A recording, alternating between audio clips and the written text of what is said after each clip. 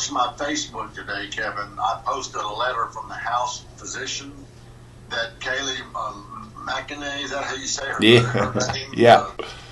Which I love her because she goes right at those, fake news. Yeah. Boy, she does. She posted it. It gives all the president's vital signs. It talks about what his blood pressure is, what his heart rate is, what his oxygen level is. Yeah. We got that from the White House this morning. Everything is good. Nancy Pelosi is simply doing exactly what they started to try to do before Trump ever won the election. They tried to use the FBI. They tried to use the FISA court. They did everything they could to discredit this guy, which, by the way, is coming out now that John Ratcliffe is declassifying all this stuff. Thank God for John Ratcliffe. I hope, and Obama knew about it. He was briefed on it. This is all, Hillary Clinton was using this all to discredit Trump during the election. That's come out. We know that for a fact. And now Nancy Pelosi is round two. She's trying to go in there and say he's incapable. She's the one that's incapable. My gosh, she is delirious, delusional, in my opinion, about this stuff. He won the election, Nancy. Get over it. Isn't it interesting, Kevin? Think about this analogy. So they don't want him to appoint a Supreme Court justice because the election's underway, but they're ready to knock him out of office before the election's held. What do you think it means to have a 25th Amendment commission that would observe the health and mental capacity of the president? You try not to exaggerate if you're a guy like me in a situation like this, or to engage in hyperbole, but that feels very much like a coup d'etat attempt. The Democrats will go to any length to take this president out. That's exactly what she wants to do. I don't know why more Americans don't see through her, why more Democrats don't see through her. Man, I tell you what, she is, in my opinion, out of control, grasping at straws. As I said, they would do anything to take this president out. Why don't they use some of their own advice, their own medicine? Let the election go forward. Let the American people have a say. Oh, no. Why? Because it's double standard. They can do whatever they want. What does Nancy Pelosi do as I say, not as I do? She's caught in the hair salon getting her hair done. Yes, sir. It is. And Kamala Harris, if you watch the debate, if you saw the Facebook post after that debate, when she was called out, her state, California, the penal code system, she said, when I was Attorney General, we did great things. It's a model. California, I left it in great shape. I'm paraphrasing. California's a model other states should follow. And I said, I tweeted out, let's see, illegals can vote and they have sanctuary cities. That's a model for other states to follow. She's off her rocker. I think her and Pelosi are sharing the same rocker. Well, is the remedy, sir, is the repair for something like this? Is it just action on the part of Texans? Texans, we don't mess around a lot when you start to tell us how things are going to be from the standpoint of government. And it takes you don't want to tread on a Texan. That's right. Well, I think Texans get it, Kevin. You know what? I think you're going to see there's a lot of support out here for the president. We see it all over the place. Boat parades, we see car parades, we see bike parades, we see hunters for Trump. There's a rally in Huntsville soon as well. There's some real grassroots activism right now, Congressman. Oh, absolutely. So I think Texans get it. They'll vote the president back in. If you think about it, we understand freedom because of the fight we went through. Texas being our own country, we still have our famous motto, remember the Alamo. Yeah. And if you think about it logically, Americans won their independence from Britain, the colonists did, 87 or something like that. The Constitution, yeah. I forget the exact date that the war ended.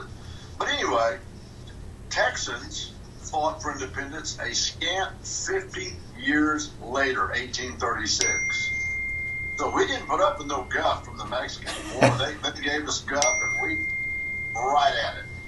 Well, and there's no time like right now. I don't know, in my lifetime, there's been no time when fundamental constitutional liberties were more in jeopardy, in my view. I hate not to exaggerate, but it just feels as though there's far more at stake right now. The Senate, the minority leader in the Senate wants to do away with the filibuster. That would immediately allow for the packing of the Supreme Court of the United States. Well, there is a lot at stake. If you remember, one of the things that reason the President Trump got elected was Supreme Court justice. Yeah. And I forget the number of times they've quoted it. I think Mike Pence quoted it the other night. It was 19 times that there's been a election and so a Supreme Court nominee name has been put into place. Sounds about right. The Democrats hate the fact that when Obama was in office and Mitch McConnell controlled the Senate, they couldn't get a vote on his nominee.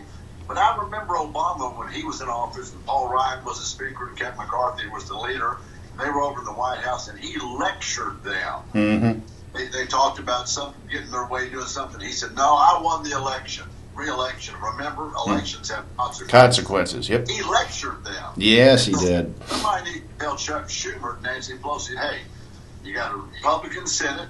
Hey, elections have consequences." Mm-hmm. Mm-hmm. These guys are attacking the Constitution. If you watch Kamala Harris during their primary, the Democrats, she talked about taking guns away. Mm-hmm. Now, try that on in Texas. Remember when, what's the kid from El Paso?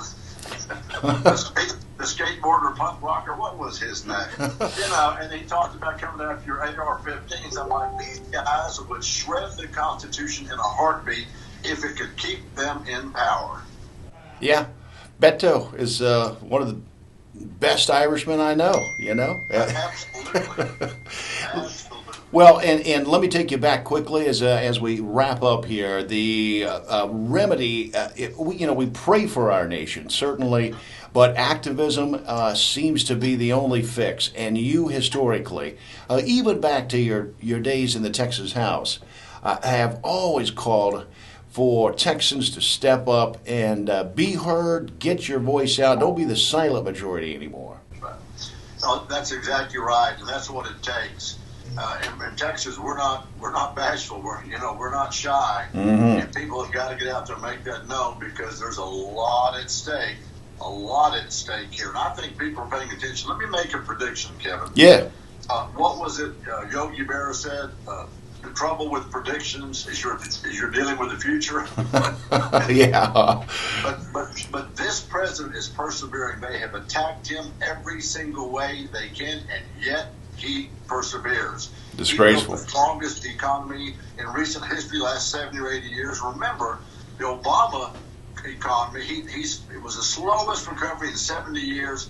He said, Obama did, get used to it because you will never have GDP growth any more than 1.5%. I don't know if you remember him saying that. Mm-hmm. In comes Trump, boy, he does away with all the regulations. People are rocking and rolling. They trust in him. He's doing away with China, imbalance of trade. He's making other countries pay their fair share. Kamala Harris trying to say they don't respect this. Well, no, they're mad.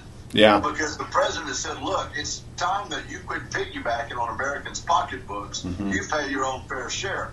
But I'm going to make this prediction. He built that economy so quick the first time, he's going to do it quicker the second time. We're going to get past this COVID virus.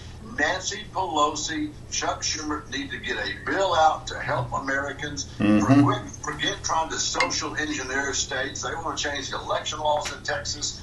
They want to give money to states that have overspent their budgets.